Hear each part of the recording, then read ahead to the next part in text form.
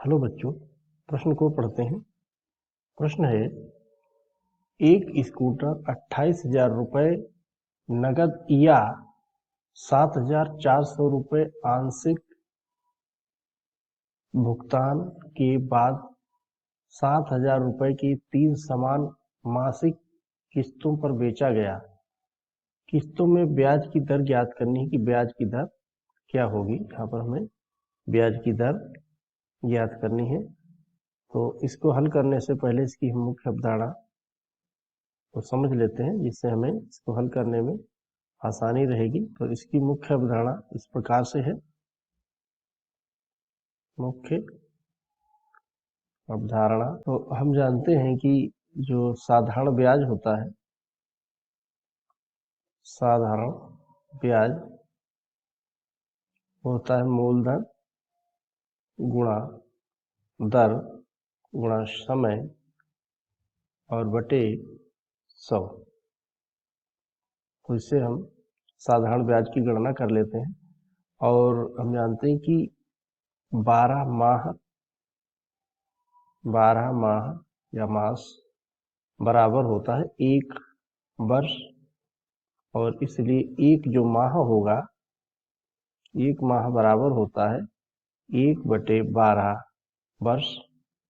तो इस अवधारणा का प्रयोग करते हुए इसको हम हल करते हैं। और एक सूत्र इसमें और होगा, हम जानते हैं कि मिश्र धन बराबर होता है मूलधन प्लस ब्याज या साधारण ब्याज। ब्याज यहाँ पर होगा, ब्याज ना होके यहाँ पर ब्याज होगा। तो इस सूत्र का उपयोग करते हुए इस प्रश्न को हम हल करते हैं। तो जो हमें दिया गया है, पहले हम उसको लिख लेते हैं। हमें दिया गया यहाँ पर नगद मूल्य स्कूटर का, जो नगद मूल्य है उसको पहले हम लिखते हैं। नगद मूल्य वो है 28,000 रुपये और आंशिक भुगतान वो है 7,400। आंशिक भुगतान 4,000 वो 7,400 रुपये, और जो समान किस्त है, किस्त का मूल्य है 7,000 रुपये। किस्त जो है वो 7,000 रुपये की है, और किस्तों की संख्या है वो 3 है। किस्तों की संख्या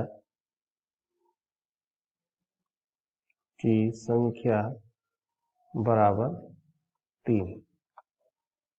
तो हम देखते हैं कि किस्त योजना में कुल मूल्य होगा कितना इसका।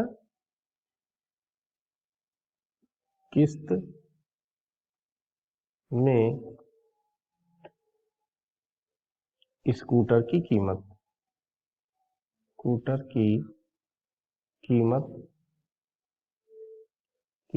जो होगी वो होगा यहाँ पर आंशिक भुगतान प्लस किस्तों में दिया गया धन। किस्तों में देय धन। तो आंशिक भुगतान है 7,400 प्लस 3 किस्त है। एक किस्त का मूल्य है 7,000 रुपये। तो ये हो गया 7,400 प्लस 21,000। तो ये हो गया यहाँ से 28,400। 28,400 यहाँ से हमें प्राप्त होता है, जिसमें कि यहाँ पर ब्याज भी इसमें शामिल है। तो ये मिश्रधन हो गया, यहाँ पर ये हो जाएगा 28,400 रुपये। तो ब्याज हमें मिल जाएगा। ब्याज हमें ज्ञात करना है। ब्याज होगा, जो हमें मिश्र धन है, मिश्र धन से हमें मूलधन घटाना होगा। मिश्र धन माइनस मूल धन, तो मिश्र धन है 28,400 रुपये। 28,400 रुपये है और नगद मूल्य है वो 28,000 रुपये है। तो यहाँ पर 28,400 माइनस 28,000, मुझे हमें मिल गया है 400 रुपये ब्याज।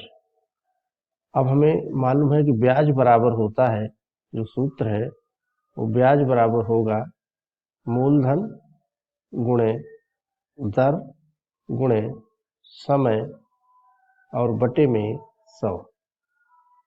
हमें चाहिए है दर, तो तिरछी हम गुणा कर देंगे। तो यहाँ से जब हम गुणा करके इसको हल करेंगे इस प्रकार से, तो हमें मिलेगा मूलधन गुणे दर गुणे समय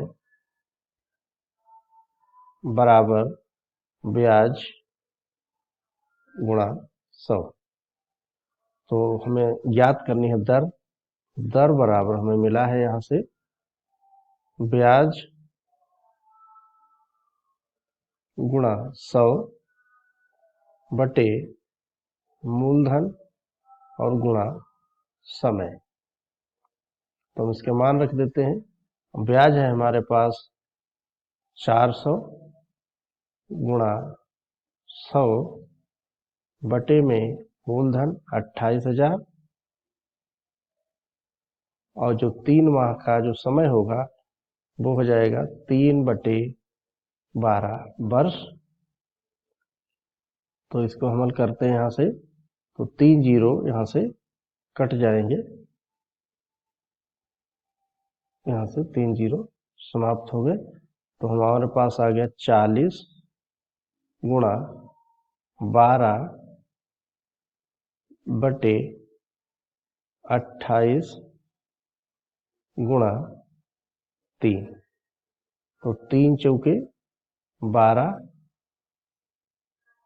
4 एकम 4, 4 सत्ते 28 और ये बराबर हो गया 40/7 बराबर, यहाँ से हो जाएगा 7 पंजे 35, 7 पंजे 35 और दशमलव के हम एक स्थान तक इसको ज्ञात कर लेते हैं। 7 पंजे 35 और यहाँ पर बचेंगे 5, शून्य लगा देंगे, दशमलव लगा देंगे, शून्य बढ़ाएंगे तो 50 हो जाएंगे। 7 सत्ते 49। तो लगभग ये हमें साधारण ब्याज की दर जो मिली है वो 7.5% है। और हम आशा करते हैं आपकी समझ में आया होगा। धन्यवाद।